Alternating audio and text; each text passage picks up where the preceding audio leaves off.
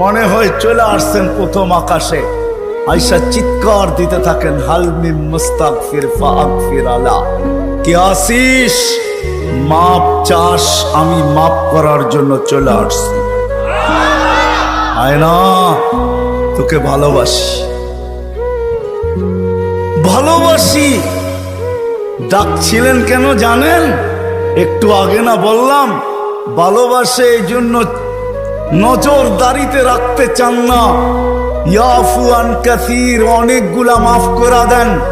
এখন যদি প্রশ্ন করি, আল্লাহ অনেক তো মাফ করলেন, মনে হয় অনেকের পিছনে কিছু রয়েও গেল, ওটা মাফ হবে কি করে? তো আল্লাহ বলে, এই জন্যই তো তোকে ডাকি, নামাজ পড়তে তোকে ডাকি না, তোকে তো ডাকি যেটা বাকি রয়ে গেল।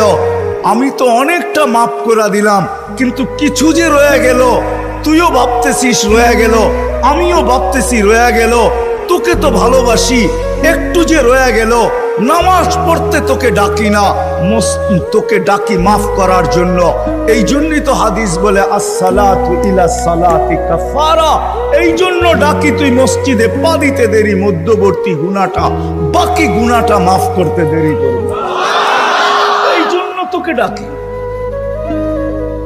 এই জন্য তোকে ডাকি, নামাজ পড়তে না। নামাজ তো একটা বাহানা, এটা একটা বাহানা।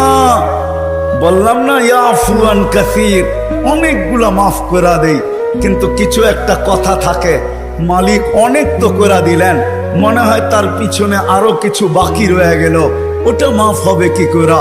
আপনি তো ভালোবাসেন, বুঝলাম, এই জন্য অনেকগুলা মাফ করে দিলেন, কিছু তো তারপরও আমার কাছে গুনাহ থেকে যাবে, ওটা কি দিয়া মাফ হবে? আল্লাহ বলে, 5 বেলা এই জন্যই তো তোকে ডাকি, আর চিৎকার দিয়া ডাকি, আসসালাতু ইলা সালাতি কাফারা। এক নামাজ থেকে আরেক নামাজে পা দিতে দেরি, মধ্যবর্তী নামাজ সব গুনাহ মাফ করতে দেরি করব না। আল্লাহ শুধু গুনাহই মাফ হবে?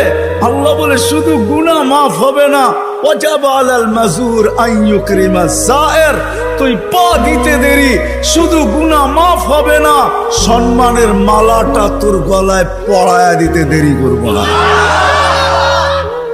কিন্তু কয়জন আসে? কয়জন আসে? সারা রাত্র না সারা জীবন দেখানো যাবে। কোরআন তো শুধু বলে নাই ওয়াইন তাউদ্দু নি'মাতাল্লাহ, কোরআন তো শুধু বলে নাই আহসিন কামা আহসানাল্লাহু ইলাইক, কোরআন তো শুধু বলে নাই ওয়ামা জাযাউল ইহসানি ইল্লাল ইহসান।